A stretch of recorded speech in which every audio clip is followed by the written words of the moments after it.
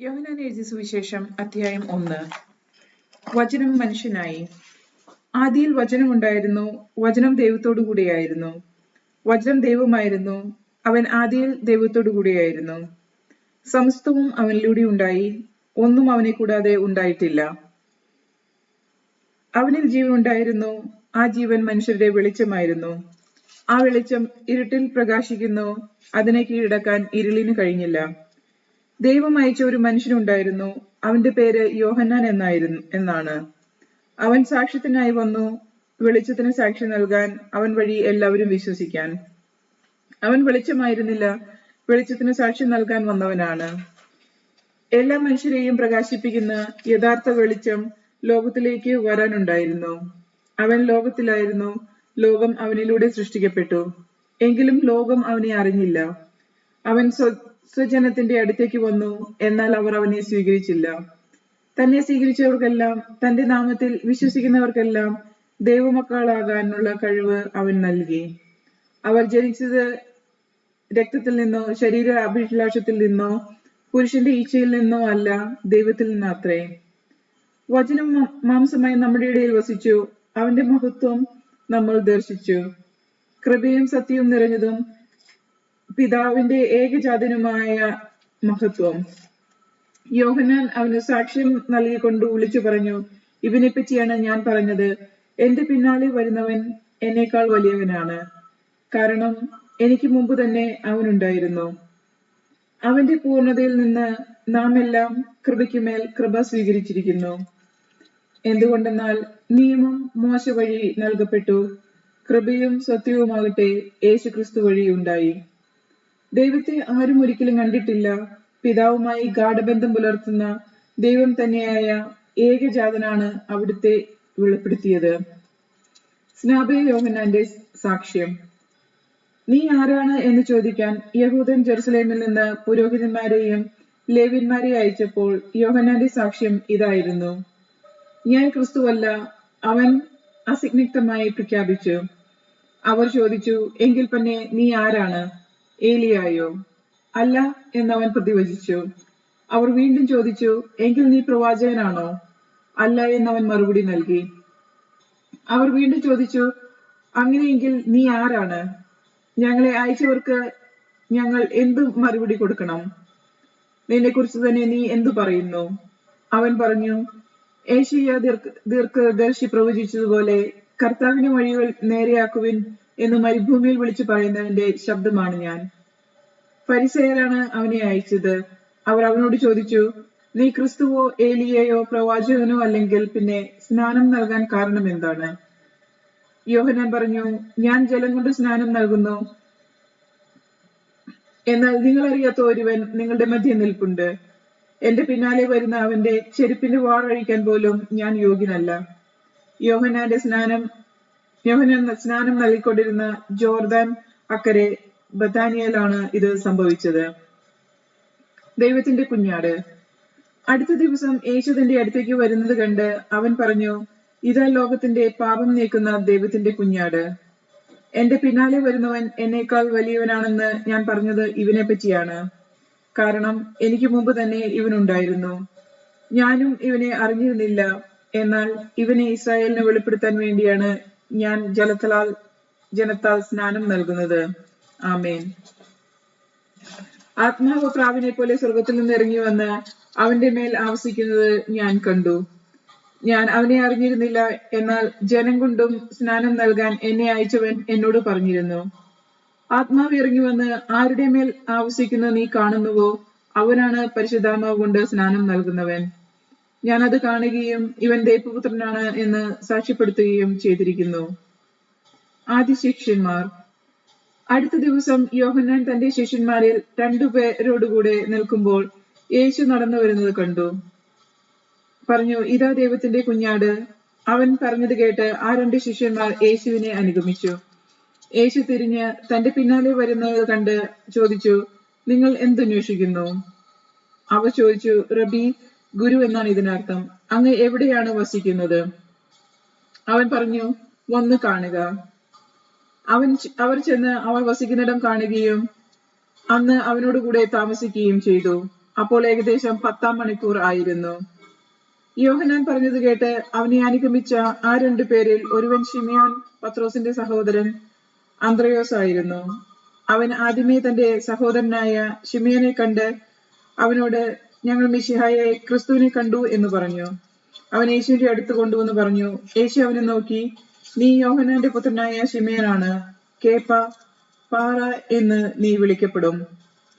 ഫിലിപ്പോസും നഥാനയേലും.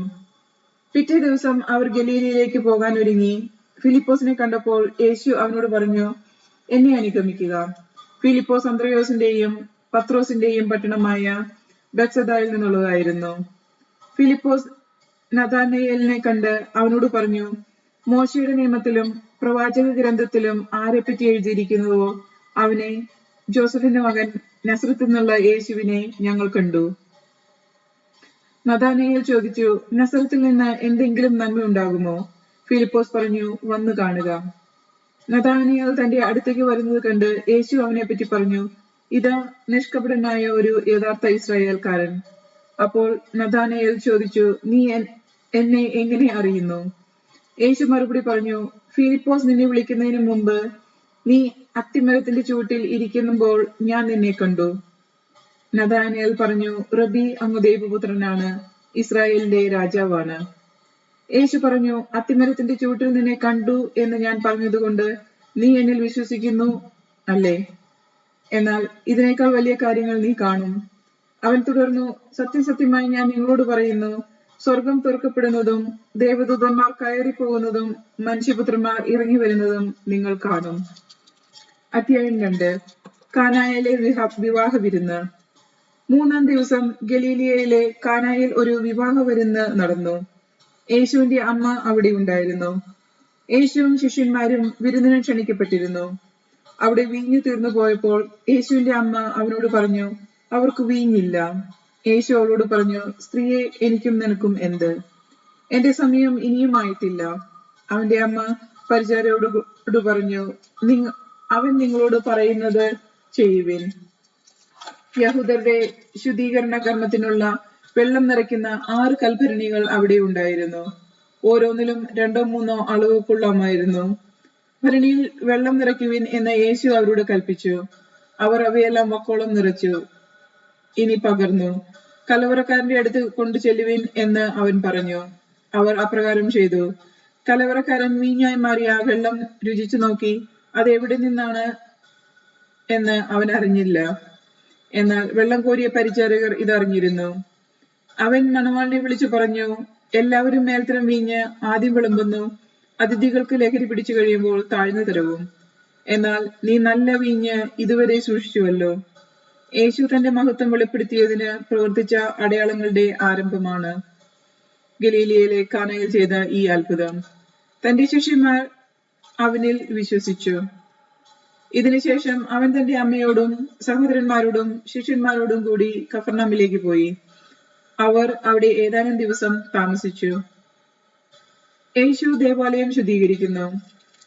യഹൂദരുടെ പെസഹ അടുത്തിരുന്നതിനാൽ യേശു ജെറുസലേമിലേക്ക് പോയി. കാള, ആട്, പ്രാവ് എന്നിവ വിൽക്കുന്നവരെയും നാണയം മാറ്റാനിരിക്കുന്നവരെയും ദേവാലയത്തിൽ അവൻ കണ്ടു. അവൻ കയറുകൊണ്ട് ഒരു ചമ്മട്ടി ഉണ്ടാക്കി അവരെയെല്ലാം ആടുകളോടും കാളകളോടും കൂടെ ദേവാലയത്തിൽ നിന്ന് പുറത്താക്കി. നാണയമാറ്റക്കാരുടെ നാണയങ്ങൾ ചിതറിക്കുകയും മേശകൾ തട്ടിമറിക്കുകയും ചെയ്തു. പ്രാവുകളെ വിൽക്കുന്നവരോട് അവൻ കൽപ്പിച്ചു, ഇവയെ ഇവിടുന്ന് എടുത്തുകൊണ്ട് പോകുവിൻ. എന്റെ പിതാവിന്റെ ആലയം നിങ്ങൾ കച്ചവട സ്ഥലമാക്കരുത്. അവിടുത്തെ ആലയത്തെക്കുറിച്ചുള്ള തീക്ഷ്ണത എന്നെ വിഴുങ്ങിക്കളയും എന്നെഴുതിയിരിക്കുന്നത് അപ്പോൾ അവന്റെ ശിഷ്യന്മാർ അനുസ്മരിച്ചു. യഹൂദർ അവരോട് ചോദിച്ചു, ഇത് ചെയ്യാൻ നിനക്ക് അധികാരം ഉണ്ടെന്നതിന് എന്തടയാളമാണ് നീ ഞങ്ങളെ കാണിക്കുക? യേശു മറുപടി പറഞ്ഞു, നിങ്ങൾ ഈ ദേവാലയം നശിപ്പിക്കുക, 3 ദിവസത്തിനകം ഞാനത് പുനരുദ്ധരിക്കും. യഹൂദർ ചോദിച്ചു, ഈ ദേവാലയം പണിയുവാൻ 46 സംവത്സരം എടുത്തു. വെറും 3 ദിവസത്തിനകം നീ ഇത് പുനരുദ്ധരിക്കുമോ? എന്നാൽ അവൻ പറഞ്ഞത് തന്റെ ശരീരമാകുന്ന ആലയത്തെ പറ്റിയാണ്. അവൻ മരിച്ചവരിൽ നിന്ന് ഉയർപ്പിക്കപ്പെട്ടപ്പോൾ അവന്റെ ശിഷ്യന്മാർ അവൻ ഇത് പറഞ്ഞിരുന്നെന്ന് ഓർമ്മിക്കുകയും അങ്ങനെ വിശുദ്ധ ലിഖിതവും യേശു പ്രവചിച്ച വചനവും വിശ്വസിക്കുകയും ചെയ്തു. പെസഹ തിരുനാളിന് അവൻ ജെറുസലേമിലായിരിക്കുമ്പോൾ പ്രവർത്തിച്ച അടയാളങ്ങൾ കണ്ട് വളരെ പേർ അവന്റെ നാമത്തിൽ വിശ്വസിച്ചു. യേശുവാകട്ടെ അവരെ വിശ്വസിച്ചില്ല, കാരണം അവരെയെല്ലാം അറിഞ്ഞിരുന്നു. മനുഷ്യനെപ്പറ്റി ആരുടെയും സാക്ഷ്യം അവന് ആവശ്യമായിരുന്നില്ല. മനുഷ്യനിൽ നിന്നുള്ളത് എന്താണെന്ന് അവൻ വ്യക്തമായും അറിഞ്ഞിരുന്നു. അധ്യായം 3. യേശുവും നിക്കോദേമസും. ഫരിസേയരിൽ നിക്കോദേമസ് എന്നു പേരായ ഒരു യഹൂദ പ്രമാണി ഉണ്ടായിരുന്നു. അവൻ രാത്രി യേശുവിന്റെ അടുത്ത് വന്ന് പറഞ്ഞു, റബ്ബി, അങ്ങ് ദൈവത്തിൽ നിന്ന് വന്ന ഒരു ഗുരുവാണെന്ന് ഞങ്ങൾ അറിയുന്നു. ദൈവം കൂടിയില്ലെങ്കിൽ ഒരുവരും നീ ചെയ്യുന്ന ഈ അടയാളങ്ങൾ പ്രവർത്തിക്കാൻ കഴിയുകയില്ല. യേശു പറഞ്ഞു, സത്യം സത്യമായി ഞാൻ നിന്നോട് പറയുന്നു, വീണ്ടും ജനിക്കുന്നില്ലെങ്കിൽ ഒരുവന് ദൈവരാജ്യം കാണാൻ കഴിയുകയില്ല. നിക്കോദേമസ് ചോദിച്ചു, പ്രായമായ ഒരു മനുഷ്യന് ഇത് എങ്ങനെ സാധിക്കും? അമ്മയുടെ ഉദരത്തിൽ വീണ്ടും പ്രവേശിച്ച് അവന് ജനിക്കുവാൻ കഴിയുമോ? യേശു പ്രതിവചിച്ചു, സത്യസത്യമായി ഞാൻ നിന്നോട് പറയുന്നു, ജലത്താലും ആത്മാവിനാലും ജനിക്കുന്നില്ലെങ്കിൽ ഒരുവനും ദൈവരാജ്യത്തിൽ പ്രവേശിക്കുക സാധ്യമല്ല. മാംസത്തിൽ നിന്ന് ജനിക്കുന്നത് മാംസമാണ്, ആത്മാവിൽ നിന്ന് ജനിക്കുന്നത് ആത്മാവും. നിങ്ങൾ വീണ്ടും ജനിക്കണം എന്ന് ഞാൻ പറഞ്ഞതുകൊണ്ട് നീ വിസ്മയിക്കണ്ട. കാറ്റ് അതിനിഷ്ടമുള്ളിടത്തേക്ക് വീശുന്നു, അതിന്റെ ശബ്ദം നീ കേൾക്കുന്നു, എന്നാൽ അത് എവിടെ നിന്ന് വരുന്നുവെന്നോ എവിടേക്ക് പോകുന്നുവെന്നോ നീ അറിയുന്നില്ല. ഇതുപോലെയാണ് ആത്മാവിൽ ജനിക്കുന്ന ഏവനും. ഇതെല്ലാം എങ്ങനെ സംഭവിക്കുമെന്ന് നിക്കോദേമസ് ചോദിച്ചു. യേശു പറഞ്ഞു, നീ ഇസ്രായേലിലെ ഗുരുവല്ലേ, എന്നിട്ടും ഇക്കാര്യങ്ങളൊന്നും മനസ്സിലാക്കുന്നില്ലേ? സത്യസത്യമായി ഞാൻ നിങ്ങളോട് പറയുന്നു, നിങ്ങൾ അറിയുന്നവയെ പറ്റി സംസാരിക്കുന്നു, കണ്ടവയെ പറ്റി സാക്ഷ്യപ്പെടുത്തുന്നു, എന്നിട്ടും ഞങ്ങളുടെ സാക്ഷ്യം നിങ്ങൾ സ്വീകരിക്കുന്നില്ല. ഭൗമിക കാര്യങ്ങളെ പറ്റി ഞാൻ പറഞ്ഞത് നിങ്ങൾ വിശ്വസിക്കുന്നില്ലെങ്കിൽ സ്വർഗീയ കാര്യങ്ങൾ പറഞ്ഞാൽ എങ്ങനെ വിശ്വസിക്കും? സ്വർഗത്തിൽ നിന്നിറങ്ങിയ ഒരു മനുഷ്യപുത്രനല്ലാതെ മറ്റാരും ഇതുവരെ സ്വർഗത്തിൽ കയറിയിട്ടില്ല. മോശ മരുഭൂമിയിൽ സർപ്പത്തെ ഉയർത്തിയതുപോലെ തന്നിൽ വിശ്വസിക്കുന്നവന് നിത്യജീവൻ ഉണ്ടാകേണ്ടതിന് മനുഷ്യപുത്രനും ഉയർത്തപ്പെടേണ്ടിയിരിക്കുന്നു. എന്തെന്നാൽ അവനിൽ വിശ്വസിച്ച ഏവനും നശിച്ചു പോകാതെ നിത്യജീവൻ പ്രാപിക്കുന്നതിന് വേണ്ടി തന്റെ ഏകജാതനെ തന്നെ നൽകാൻ തക്കവിധം ദൈവം ലോകത്തെ അത്രമാത്രം സ്നേഹിച്ചു. ദൈവം തന്റെ പുത്രനെ ലോകത്തേക്ക് അയച്ചത് ലോകത്തെ ശിക്ഷയ്ക്ക് വിധിക്കാനല്ല, പ്രത്യുത അവൻ വഴി ലോകം രക്ഷ പ്രാപിക്കാനാണ്. അവനിൽ വിശ്വസിക്കുന്ന ഒരുവനും ശിക്ഷയ്ക്ക് വിധിക്കപ്പെടുന്നില്ല. വിശ്വസിക്കാത്തവനോ ദൈവത്തിന്റെ ഏകജാതന്റെ നാമത്തിൽ വിശ്വസിക്കായിക മൂലം നേരത്തെ തന്നെ ശിക്ഷയ്ക്ക് വിധിക്കപ്പെട്ടിരിക്കുന്നു. ഇതാണ് ശിക്ഷാവിധി. പ്രകാശം ലോകത്തിലേക്ക് വന്നിട്ടും മനുഷ്യർ പ്രകാശത്തെക്കാൾ അധികമായി അന്ധകാരത്തെ സ്നേഹിച്ചു, കാരണം അവരുടെ പ്രവൃത്തികൾ തിന്മ നിറഞ്ഞവയായിരുന്നു. തിന്മ പ്രവർത്തിക്കുന്നവർ പ്രകാശത്തെ വെറുക്കുന്നു, അവന്റെ പ്രവൃത്തികൾ വെളിപ്പെടാതിരിക്കുന്നതിന് അവർ വെളിച്ചത്ത് വരുന്നുമില്ല. സത്യം പ്രവർത്തിക്കുന്നവർ വെളിച്ചത്തിലേക്ക് വരുന്നു, അങ്ങനെ അവന്റെ പ്രവൃത്തികൾ ദൈവകൃപയിൽ ചെയ്യുന്നവ എന്ന് വെളിപ്പെടുന്നു. സ്നാപകന്റെ ദൗത്യം. ഇതിനുശേഷം യേശുവും ശിഷ്യന്മാരും യൂദാദേശത്തേക്ക് പോയി. അവിടെ അവൻ അവരോടൊത്ത് താമസിച്ച് സ്നാനം നൽകി. സാലിമിനടുത്തുള്ള ഏനോനിൽ വെള്ളം ധാരാളം ഉണ്ടായിരുന്നതിനാൽ അവിടെ യോഹന്നാനും സ്നാനം നൽകിയിരുന്നു. ആളുകൾ അവന്റെ അടുത്ത് വന്ന് സ്നാനം സ്വീകരിച്ചിരുന്നു. യോഹന്നാൻ ഇനിയും കാരാഗൃഹത്തിൽ അടയ്ക്കപ്പെട്ടിരുന്നില്ല. അവന്റെ ശിഷ്യന്മാരും ഒരു യഹൂദനും തമ്മിൽ ശുദ്ധീകരണത്തെപ്പറ്റി തർക്കമുണ്ടായി. അവൻ യോഹന്നാനെ സമീപിച്ച് പറഞ്ഞു, ഗുരു, ജോർദാന്റെ അക്കരെ നിന്നോടുകൂടി ഉണ്ടായിരുന്നവൻ നീ ആരെപ്പറ്റി സാക്ഷ്യപ്പെടുത്തിയോ അവൻ ഇതാ ഇവിടെ സ്നാനം നൽകുന്നു. എല്ലാവരും അവന്റെ അടുത്തേക്ക് പോവുകയാണ്. യോഹന്നാൻ പ്രതിവചിച്ചു, സ്വർഗത്തിൽ നിന്ന് നൽകപ്പെട്ടുന്നില്ലെങ്കിൽ ആർക്കും ഒന്നും സ്വീകരിക്കാൻ പറ്റുകയില്ല. ഞാൻ ക്രിസ്തുവല്ല, പ്രത്യുത അവൻ മുമ്പേ എന്ന് ഞാൻ പറഞ്ഞതിന് നിങ്ങൾ തന്നെ സാക്ഷികളാണ്. മണവാട്ടിക്കുള്ളതാണ് മണവാളൻ. അടുത്തുനിന്ന് മണവാളിനെ ശ്രവിക്കുന്ന സ്നേഹിതൻ അവന്റെ സ്വരത്തിൽ വളരെ സന്തോഷിക്കുന്നു. അതുപോലെ എന്റെ ഈ സന്തോഷം ഇപ്പോൾ പൂർണ്ണമായിരിക്കുന്നു. അവൻ വളരുകയും ഞാൻ കുറയുകയും വേണം. ഉന്നതത്തിൽ നിന്ന് വരുന്നവൻ എല്ലാവർക്കും ഉപരിയാണ്, ഭൂമിയിൽ നിന്നുള്ളവൻ ഭൂമിയുടേതാണ്. അവൻ ഭൗമിക കാര്യങ്ങൾ സംസാരിക്കുന്നു, സ്വർഗത്തിൽ നിന്ന് വരുന്നവൻ എല്ലാവർക്കും ഉപരിയാണ്. അവൻ കാണുകയും കേൾക്കുകയും ചെയ്തതിനെ പറ്റി സാക്ഷ്യപ്പെടുത്തുന്നു, എങ്കിലും അവന്റെ സാക്ഷ്യം ആരും സ്വീകരിക്കുന്നില്ല. അവന്റെ സാക്ഷ്യം സ്വീകരിക്കുന്നവൻ ദൈവം സത്യവാനാണെന്ന് മുദ്രവയ്ക്കുന്നു. ദൈവം അയച്ചവൻ ദൈവത്തിന്റെ വാക്കുകൾ സംസാരിക്കുന്നു. ദൈവം അളന്നല്ല ആത്മാവിനെ കൊടുക്കുന്നത്. പിതാവ് പുത്രനെ സ്നേഹിക്കുന്നു, എല്ലാം അവന്റെ കൈകളിൽ ഏൽപ്പിക്കുകയും ചെയ്തിരിക്കുന്നു. പുത്രനിൽ വിശ്വസിക്കുന്നവന് നിത്യജീവൻ ലഭിക്കുന്നു, എന്നാൽ പുത്രനെ അനുസരിക്കാത്തവൻ ജീവൻ ദർശിക്കുകയില്ല. ദൈവകോപം അവന്റെ മേലുണ്ട്. അധ്യായം 4. യേശുവും സമരക്കാരിയും. യോഹന്നാൻ അധികം ആളുകളെ താൻ ശിഷ്യപ്പെടുത്തുകയും സ്നാനപ്പെടുത്തുകയും ചെയ്യുന്നുവെന്ന് ഫരിസേയർ കേട്ടതായി കർത്താവ് അറിഞ്ഞു. വാസ്തവത്തിൽ ശിഷ്യന്മാരെ അല്ലാതെ യേശു നേരിട്ട് ആരെയും സ്നാനപ്പെടുത്തിയില്ല. അവൻ യൂദയ വിട്ട് വീണ്ടും ഗലീലയിലേക്ക് പുറപ്പെട്ടു. അവന് സമരിയയിലൂടെ കടന്നു പോകുകയായിരുന്നു. സമരിയയിലെ സിക്കാർ എന്ന പട്ടണത്തിൽ അവൻ എത്തി. യാക്കോബ് തന്റെ മകൻ ജോസഫിന് നൽകിയ വയലിനടുത്താണ് ഈ പട്ടണം. യാക്കോബിന്റെ കിണർ അവിടെയാണ്. യാത്ര ചെയ്ത് ക്ഷീണിച്ച യേശു ആ കിണറിന്റെ കരയിലിരുന്നു. അപ്പോൾ ഏകദേശം 6 മണിക്കൂറായിരുന്നു. ആ സമയം ഒരു സമരിയക്കാരി അവിടെ വെള്ളം കോരാൻ വന്നു. യേശു അവളോട് എനിക്ക് കുടിക്കാൻ തരിക എന്ന് പറഞ്ഞു. അവന്റെ ശിഷ്യന്മാരാകട്ടെ ഭക്ഷണ സാധനങ്ങൾ വാങ്ങാൻ പട്ടണത്തിലേക്ക് പോയിരുന്നു. ആ സമരിയക്കാരി അവനോട് ചോദിച്ചു, നീ യഹൂദനായിരിക്കെ സമരിയക്കാരിയായ എന്നോട് കുടിക്കാൻ ചോദിക്കുന്നത് എന്ത്? യഹൂദരും സമരിയക്കാരും തമ്മിൽ സമ്പർക്കമൊന്നുമില്ലല്ലോ.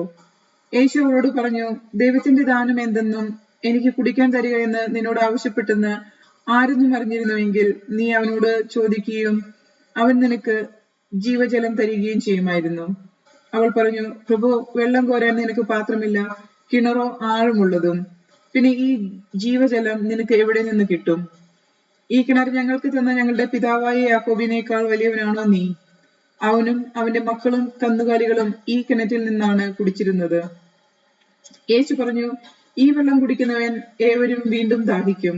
എന്നാൽ ഞാൻ കുടിക്കുന്ന വെള്ളം കുടിക്കുന്നവന് പിന്നീട് ഒരിക്കലും ദാഹിക്കുകയില്ല. ഞാൻ നൽകുന്ന ജലം അവനിൽ നിത്യജീവനിലേക്ക് നിർഗളിക്കുന്ന അരുവിയാകും. അപ്പോൾ അവൾ പറഞ്ഞു, ആ ജലം എനിക്ക് തരിക, മേലിൽ എനിക്ക് ദാഹിക്കുകയില്ലല്ലോ. വെള്ളം കോരാൻ ഞാൻ ഇനി ഇവിടെ വരികയും വേണ്ടല്ലോ. അവൻ പറഞ്ഞു, നീ ചെന്ന് നിന്റെ ഭർത്താവിനെ കൂട്ടിക്കൊണ്ടുവരിക. എനിക്ക് ഭർത്താവില്ലെന്ന് ആ സ്ത്രീ മറുപടി പറഞ്ഞു. യേശു അവളോട് പറഞ്ഞു, എനിക്ക് ഭർത്താവില്ല എന്ന് നീ പറയുന്നത് ശരിയാണ്. നിനക്ക് 5 ഭർത്താക്കന്മാരുണ്ടായിരുന്നു. ഇപ്പോഴുള്ളവൻ നിന്റെ ഭർത്താവല്ല. നീ പറഞ്ഞത് സത്യമാണ്. അവൾ പറഞ്ഞു, പ്രഭു, അങ്ങ് ഒരു പ്രവാചകനാണെന്ന് ഞാൻ മനസ്സിലാക്കുന്നു. ഞങ്ങളുടെ പിതാക്കന്മാർ ഈ മലയിൽ ആരാധന നടത്തി, എന്നാൽ യഥാർത്ഥമായ ആരാധനാ സ്ഥലം ജെറുസലേമിലാണെന്ന് നിങ്ങൾ പറയുന്നു. യേശു വീണ്ടും പറഞ്ഞു, സ്ത്രീയെ, എന്നെ വിശ്വസിക്കുക, ഈ മലയിലോ ജെറുസലേമിലോ നിങ്ങൾ പിതാവിനെ ആരാധിക്കാത്ത സമയം വരുന്നു. നിങ്ങൾ അറിയാത്തതിനെ ആരാധിക്കുന്നു, ഞങ്ങൾ അറിയുന്നതിനെ ആരാധിക്കുന്നു. എന്തെന്നാൽ രക്ഷ യഹൂദനിൽ നിന്നാണ്. എന്നാൽ യഥാർത്ഥ ആരാധകർ ആത്മാവിലും സത്യത്തിലും പിതാവിനെ ആരാധിക്കുന്ന സമയം വരുന്നു. അതിപ്പോൾ തന്നെയാണ്. യഥാർത്ഥത്തിൽ അങ്ങനെയുള്ള ആരാധകരെ തന്നെയാണ് പിതാവ് അന്വേഷിക്കുന്നതും. ദൈവം ആത്മാവാണ്. അവിടുത്തെ ആരാധിക്കുന്നവൻ ആത്മാവിലും സത്യത്തിലുമാണ് ആരാധിക്കുന്നത്. ആ സ്ത്രീ പറഞ്ഞു, മിശിഹ ക്രിസ്തു വരുമെന്ന് എനിക്കറിയാം. അവൻ വരുമ്പോൾ എല്ലാ കാര്യങ്ങളും ഞങ്ങളെ അറിയിക്കും. യേശു അവളോട് പറഞ്ഞു, നിന്നോട് സംസാരിക്കുന്ന ഞാൻ തന്നെയാണ് അവൻ. അവന്റെ ശിഷ്യന്മാർ തിരിച്ചെത്തി. അവനൊരു സ്ത്രീയോട് സംസാരിക്കുന്നത് കണ്ട് അവർ അത്ഭുതപ്പെട്ടു. എന്നാൽ എന്തു ചോദിക്കണമെന്നോ എന്തുകൊണ്ട് അവളോട് സംസാരിക്കുന്നോ എന്നോ ആരും അവനോട് ചോദിച്ചില്ല. ആ സ്ത്രീയാകട്ടെ കുടം അവിടെ വെച്ച് പട്ടണത്തിലേക്ക് പോയി. ആളുകളോട് പറഞ്ഞു, ഞാൻ ചെയ്ത കാര്യങ്ങളെല്ലാം എന്നോട് പറഞ്ഞ ഒരു മനുഷ്യനെ നിങ്ങൾ വന്ന് കാണുവിൻ. ഇവൻ തന്നെയായിരിക്കുമോ ക്രിസ്തു? അവർ പട്ടണത്തിൽ നിന്ന് പുറപ്പെട്ട് അവന്റെ അടുത്ത് വന്നു. തത്സമയം ശിഷ്യന്മാർ അവനോട് അപേക്ഷിച്ചു, റബ്ബി, ഭക്ഷണം കഴിച്ചാലും. അവൻ പറഞ്ഞു, നിങ്ങൾ അറിയാത്ത ഭക്ഷണം എനിക്കുണ്ട്. ആരെങ്കിലും ഇവന് ഭക്ഷണം കൊണ്ടുവന്ന് കൊടുത്തിരിക്കുമോ എന്ന് ശിഷ്യന്മാർ പരസ്പരം പറഞ്ഞു. യേശു പറഞ്ഞു, എന്നെ അയച്ചവന്റെ ഇഷ്ടം പ്രവർത്തിക്കുകയും അവന്റെ ജോലി പൂർത്തീകരിക്കുകയുമാണ് എന്റെ ഭക്ഷണം. 4 മാസം കൂടി കഴിഞ്ഞാൽ വിളവെടുപ്പിനായി എന്ന് നിങ്ങൾ പറയില്ലേ? എന്നാൽ ഞാൻ പറയുന്നു, നിങ്ങൾ കണ്ണുകളെ ഉയർത്തി വയലിലേക്ക് നോക്കുവിൻ. അവ ഇപ്പോൾ തന്നെ വിളഞ്ഞ് കൊയ്ത്തിന് പാകമായിരിക്കുന്നു. കൊയ്യുന്നവന് കൂലി കിട്ടുകയും അവൻ നിത്യജീവിതത്തിലേക്ക് ഫലം ശേഖരിക്കുകയും ചെയ്യുന്നു.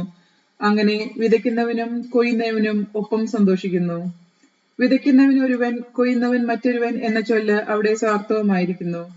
നിങ്ങൾ അധ്വാനിച്ചിട്ടില്ലാത്ത വിളവ് ശേഖരിക്കാൻ ഞാൻ നിങ്ങളെ അയച്ചു. മറ്റുള്ളവരാണ് അധ്വാനിച്ചത്.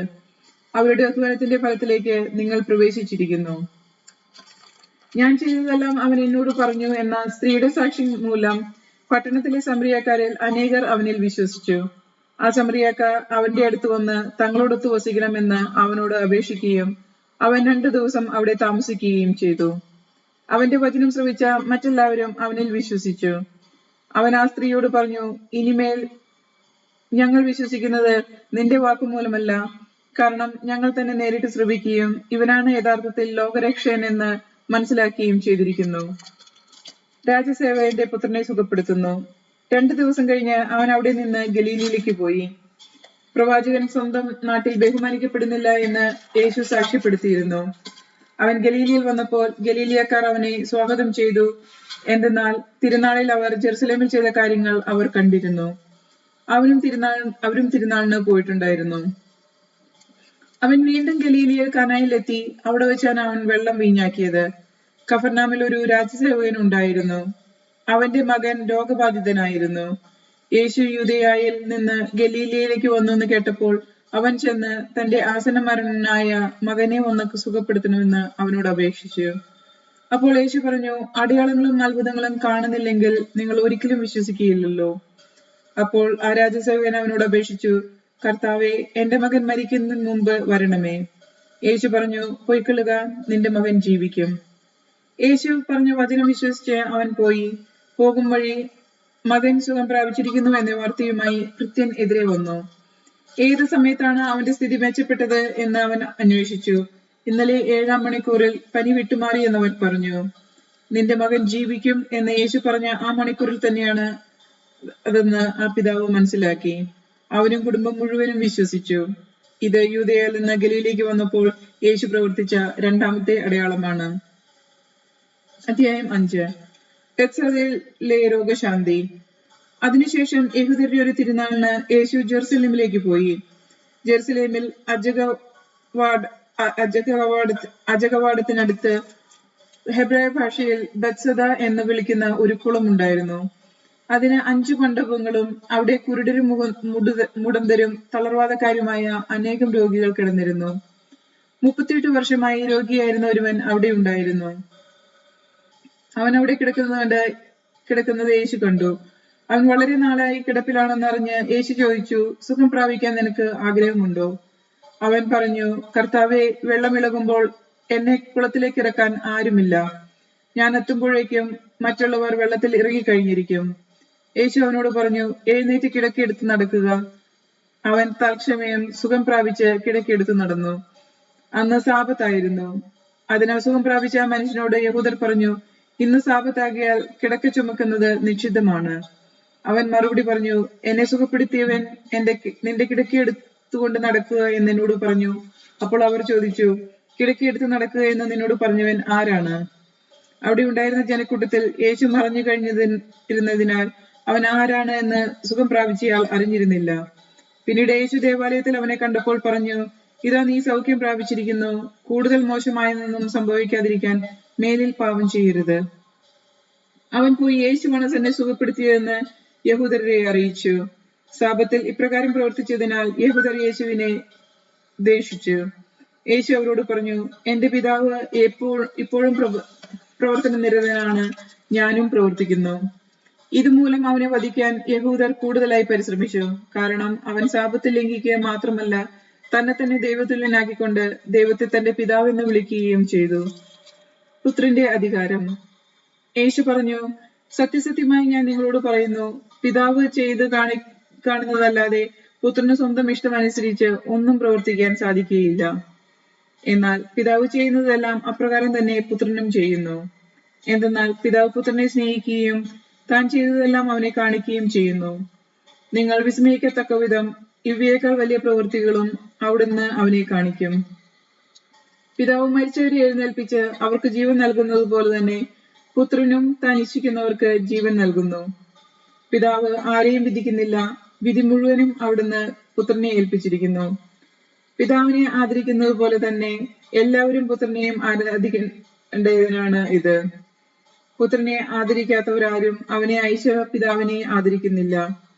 സത്യസത്യമായി ഞാൻ നിങ്ങളോട് പറയുന്നു, എന്റെ വചനം കേൾക്കുകയും എന്നെ അയച്ചവനെ വിശ്വസിക്കുകയും ചെയ്യുന്നവന് നിത്യജീവനുണ്ട്. അവന് ശിക്ഷാവിധി ഉണ്ടായിരിക്കുകയില്ല. പ്രത്യുത അവൻ മരണത്തിൽ നിന്ന് ജീവനിലേക്ക് കടന്നിരിക്കും. സത്യസത്യമായി ഞാൻ നിങ്ങളോട് പറയുന്നു, മരിച്ചവർ ദൈവപുത്രന്റെ സ്വരം ശ്രവിക്കുന്ന സമയം വരുന്നു, അല്ല വന്നു കഴിഞ്ഞു. ആ സ്വരം ശ്രവിക്കുന്നവർ ജീവിക്കും. എന്തെന്നാൽ പിതാവിന് തന്നിൽ തന്നെ ജീവനുള്ളതുപോലെ പുത്രനും തന്നിൽ തന്നെ ജീവനുണ്ടാകാൻ അവിടുന്ന് വരം നൽകിയിരിക്കുന്നു. മനുഷ്യപുത്രനായതുകൊണ്ട് വിധിക്കാനുള്ള അധികാരവും അവന് നൽകിയിരിക്കുന്നു. ഇതിൽ നിങ്ങൾ വിസ്മയിക്കേണ്ട. എന്തെന്നാൽ കല്ലറയിലുള്ളവരെല്ലാം അവന്റെ സ്വരം ശ്രവിക്കുന്ന സമയം വരുന്നു. അപ്പോൾ നന്മ ചെയ്തവർ ജീവന്റെ ഉയർപ്പിനായും തിന്മ ചെയ്തവർ ശിക്ഷാവിധിയുടെ ഉയർപ്പിനായും പുറത്തുവരും. യേശുവിന്റെ സാക്ഷ്യം. സ്വമേധയോ ഒന്നും ചെയ്യാൻ എനിക്ക് സാധിക്കുകയില്ല. ഞാൻ ശ്രമിക്കുന്നത് പോലെ ഞാൻ വിധിക്കുന്നു. എന്റെ വിധി നീതിപൂർവകമാണ്. കാരണം എന്റെ ഇഷ്ടമല്ല, എന്റെ അയച്ചവന്റെ ഇഷ്ടമാണ് ഞാൻ അന്വേഷിക്കുന്നത്. ഞാൻ എന്നെക്കുറിച്ച് തന്നെ സാക്ഷ്യപ്പെടുത്തുന്നുവെങ്കിൽ എന്റെ സാക്ഷ്യം സത്യമല്ല. എന്നെക്കുറിച്ച് സാക്ഷ്യം നൽകുന്ന വേറൊരാളുണ്ട്. എന്നെക്കുറിച്ചുള്ള അവന്റെ സാക്ഷ്യം സത്യമാണെന്ന് എനിക്കറിയാം. നിങ്ങൾ യോഹന്നാന്റെ അടുത്തേക്ക് ആളയച്ചു. അവൻ സത്യത്തിൽ സാക്ഷ്യം നൽകുകയും ചെയ്തു. ഞാൻ മനുഷ്യരുടെ സാക്ഷ്യം സ്വീകരിക്കുന്നു എന്ന് വിചാരിക്കണ്ട. നിങ്ങൾ രക്ഷിക്കപ്പെടേണ്ടതിനാണ് ഞാൻ ഇതെല്ലാം പറയുന്നത്. കത്തിജ്വലിക്കുന്ന ഒരു വിളക്കായിരുന്നു അവൻ. അല്പസമയത്തേക്ക് അവന്റെ പ്രകാശത്തിൽ ആഹ്ലാദിക്കാൻ നിങ്ങൾ ഒരുക്കവുമായിരുന്നു. എന്നാൽ യോഹന്നാനേക്കാൾ വലിയ സാക്ഷ്യം എനിക്കുണ്ട്. എന്തെന്നാൽ ഞാൻ പൂർത്തിയാക്കാനായി എന്റെ പിതാവ് എന്നെ ഏൽപ്പിച്ച ജോലികൾ ഞാൻ ചെയ്തുകൊണ്ടിരിക്കുന്ന ജോലികൾ തന്നെ. പിതാവാണ് എന്നെ അയച്ചതെന്ന് സാക്ഷ്യപ്പെടുത്തിയിരിക്കുന്നു. എന്നെ അയച്ച പിതാവ് തന്നെ എന്നെക്കുറിച്ച് സാക്ഷ്യപ്പെടുത്തിയിരിക്കുന്നു. അവിടുത്തെ സ്വരം നിങ്ങൾ ഒരിക്കലും കേട്ടിട്ടില്ല, രൂപം കണ്ടിട്ടുമില്ല. അവിടുന്ന് അയച്ചവനെ നിങ്ങൾ വിശ്വസിക്കാത്തത് കൊണ്ട് അവിടുത്തെ വചനം നിങ്ങളിൽ വസിക്കുന്നില്ല. വിശുദ്ധ ലിഖിതങ്ങൾ നിങ്ങൾ പഠിക്കുന്നു, എന്നാൽ അവയിൽ നിത്യജീവൻ ഉണ്ടെന്ന് നിങ്ങൾ വിചാരിക്കുന്നു. അവ തന്നെയാണ് എന്നെക്കുറിച്ചുള്ള സാക്ഷ്യം നൽകുന്നത്. എന്നിട്ടും നിങ്ങൾക്ക് ജീവൻ ഉണ്ടാകേണ്ടതിന് എന്റെ അടുത്തേക്ക് വരാൻ നിങ്ങൾ വിസമ്മതിക്കുന്നു. മനുഷ്യരിൽ നിന്ന് ഞാൻ മഹത്വം സ്വീകരിക്കുന്നില്ല. എനിക്ക് നിങ്ങളെ അറിയാം. നിങ്ങളിൽ ദൈവസ്നേഹമില്ല. ഞാൻ എന്റെ പിതാവിന്റെ നാമത്തിൽ വന്നിരിക്കുന്നു, എന്നിട്ടും നിങ്ങൾ എന്നെ സ്വീകരിക്കുന്നില്ല. എന്നാൽ മറ്റൊരുവൻ സ്വന്തം നാമത്തിൽ വന്നാൽ നിങ്ങൾ അവനെ സ്വീകരിക്കും. പരസ്പരം മഹത്വം സ്വീകരിക്കുകയും ഏകദൈവത്തിൽ നിന്ന് വരുന്ന മഹത്വം അന്വേഷിക്കാതിരിക്കുകയും ചെയ്യുന്ന നിങ്ങൾക്ക് എങ്ങനെ വിശ്വസിക്കാൻ കഴിയും? പിതാവിന്റെ സന്നിധിയിൽ ഞാനായിരിക്കും നിങ്ങളെ കുറ്റപ്പെടുത്തുന്നത് എന്ന് നിങ്ങൾ വിചാരിക്കേണ്ട. നിങ്ങൾ പ്രത്യാശ അർപ്പിച്ചിരിക്കുന്ന മോശയായിരിക്കും നിങ്ങളെ കുറ്റപ്പെടുത്തുക. നിങ്ങൾ മോശയെ വിശ്വസിച്ചിരുന്നുവെങ്കിൽ എന്നെയും വിശ്വസിക്കുമായിരുന്നു. കാരണം എന്നെക്കുറിച്ച് അവൻ എഴുതിയിരിക്കുന്നു. എന്നാൽ അവൻ എഴുതിയത് നിങ്ങൾ വിശ്വസിക്കുന്നില്ലെങ്കിൽ പിന്നെ എന്റെ വാക്കുകൾ എങ്ങനെ വിശ്വസിക്കും? അപ്പം വർദ്ധിപ്പിക്കുന്നു. യേശു തിബേരിയാസ് എന്നുകൂടി വിളിക്കപ്പെടുന്ന ഗലീലിയ കടലിന്റെ മറുകരയിലേക്ക് പോയി. വലിയൊരു ജനക്കൂട്ടം അവനെ അനുഗമിച്ചു. കാരണം രോഗികളിൽ അവൻ പ്രവർത്തിച്ച അടയാളങ്ങൾ അവർ കണ്ടിരുന്നു. യേശു മലയിലേക്ക് കയറി ശിഷ്യന്മാരോട് കൂടെ അവിടെ ഇരുന്നു. യഹൂദരുടെ പെസഹ തിരുനാൾ അടുത്തിരുന്നു. യേശു കണ്ണുകളുയർത്തി ഒരു വലിയ ജനതതി തന്റെ അടുത്തേക്ക് വരുന്നത് കണ്ടു. അപ്പോൾ ഫിലിപ്പോസിനോട് ചോദിച്ചു, ഇവർക്ക് ഭക്ഷിക്കാൻ നാം എവിടെ നിന്ന് അപ്പം വാങ്ങും? അവനെ പരീക്ഷിക്കാനാണ് യേശു ഇങ്ങനെ ചോദിച്ചത്. എന്ത് ചെയ്യണമെന്ന് യേശു നേരത്തെ മനസ്സിൽ കരുതിയിരുന്നു. ഫിലിപ്പോസ് മറുപടി പറഞ്ഞു, ഓരോരുത്തർക്കും അല്പം വീതം കൊടുക്കുവാൻ 200 ധനാറിക്കുള്ള അപ്പം പോലും തികയുകയില്ല. ശിഷ്യന്മാരിൽ ഒരുവനും ശിമിയോൻ പത്രോസിന്റെ സഹോദരനുമായ അന്ത്രയോസ് അവനോട് പറഞ്ഞു, 5 ബാല്യപ്പവും 2 മീനും കൈവശമുള്ള ഒരു കുട്ടി ഇവിടെയുണ്ട്. എന്നാൽ ഇത്രയും പേർക്ക് അതെന്തുണ്ട്? യേശു പറഞ്ഞു, ആളുകളെയെല്ലാം ഭക്ഷണത്തിനിരുത്തുവിൻ. ആ സ്ഥലത്ത് പുല്ലു താഴ്ച വളർന്നിരുന്നു. 5000-ഓളം വരുന്ന പുരുഷന്മാർ അവിടെ ഇരുന്നു. അനന്തരം യേശു ഒപ്പമെടുത്ത് കൃതജ്ഞതാ സ്തോത്രം ചെയ്ത് അവർക്ക് വിതരണം ചെയ്തു. അതുപോലെ തന്നെ മീനും വേണ്ടത്ര നൽകി. അവർ ഭക്ഷിച്ചു തൃപ്തരായപ്പോൾ അവർ ശിഷ്യന്മാരോട് പറഞ്ഞു, ഒന്നും നഷ്ടപ്പെടുത്താതെ മിച്ചമുള്ള കഷ്ണങ്ങളെല്ലാം ശേഖരിക്കുവിൻ. 5 ബാല്യപ്പത്തിൽ നിന്ന് ജനങ്ങൾ ഭക്ഷിച്ചതിനു ശേഷം മിച്ചം വന്ന കഷ്ണങ്ങൾ 12 കുട്ട നിറയെ അവർ ശേഖരിച്ചു. അവൻ പ്രവർത്തിച്ച അടയാളം കണ്ട ജനങ്ങൾ പറഞ്ഞു, ലോകത്തിൽ നിന്ന് വരാനിരുന്ന പ്രവാചകൻ സത്യമായും ഇവനാണ്. അവർ പറഞ്ഞു, തന്നെ രാജാവാക്കാൻ വേണ്ടി ബലമായി പിടിച്ചുകൊണ്ടുപോകാൻ ഭാവിക്കുന്നു എന്ന് മനസ്സിലാക്കി യേശു വീണ്ടും തനിയെ മലമുകളിലേക്ക് പിൻവാങ്ങി. വെള്ളത്തിന് മീതെ നടക്കുന്നു. വൈകുന്നേരമായപ്പോൾ അവന്റെ ശിഷ്യന്മാർ കടൽക്കരയിലേക്ക് പോയി. അവർ ഒരു വള്ളത്തിൽ കയറി കടലിനക്കരെ കഫർനാമിലേക്ക് പുറപ്പെട്ടു. അപ്പോൾ നേരം ഇരുട്ടി തുടങ്ങി. യേശു അവരുടെ അടുക്കൽ എത്തിയിരുന്നില്ല. ശക്തിയായി കാറ്റടിച്ചതുകൊണ്ട് കടൽ ക്ഷോഭിച്ചു. 25-30 തതിയോൺ ദൂരം തണ്ടു വലിച്ചു കഴിഞ്ഞപ്പോൾ യേശു കടലിനു മീതെ നടന്ന് വള്ളത്തെ സമീപിക്കുന്നത് കണ്ട് അവർ ഭയപ്പെട്ടു. അവൻ അവരോട് പറഞ്ഞു, ഞാനാണ്, ഭയപ്പെടേണ്ട. അവനെ വള്ളത്തിൽ കയറ്റാൻ അവർ ആഗ്രഹിച്ചു. പെട്ടെന്ന് വള്ളം അവർ ലക്ഷ്യം വെച്ചിരുന്ന കരയ്ക്കടുത്തു. അവിടെ ഒരു വള്ളം മാത്രമേ ഉണ്ടായിരുന്നുള്ളൂ എന്നും ശിഷ്യന്മാരോട് കൂടി യേശു അതിൽ കയറിയിരുന്നില്ല എന്നും ശിഷ്യന്മാർ തനിയെയാണ് പോയതെന്നും കടലിന്റെ മറുകരയിൽ നിന്ന ആളുകൾ പിറ്റേ ദിവസം മനസ്സിലാക്കി. കർത്താവ് കൃതജ്ഞതാസ്തോത്രം ചെയ്ത് നൽകിയ അപ്പം ജനങ്ങൾ ഭക്ഷിച്ച ആ സ്ഥലത്തിനടുത്ത് തിബേരിയസ് നിന്ന് മറ്റു വള്ളങ്ങൾ വന്നു. യേശുവോ ശിഷ്യന്മാരോ അവിടെ ഇല്ലെന്ന് കണ്ടപ്പോൾ ജനക്കൂട്ടം വള്ളത്തിൽ കയറി യേശുവിനെ തിരക്കി കഫർനാമിലെത്തി.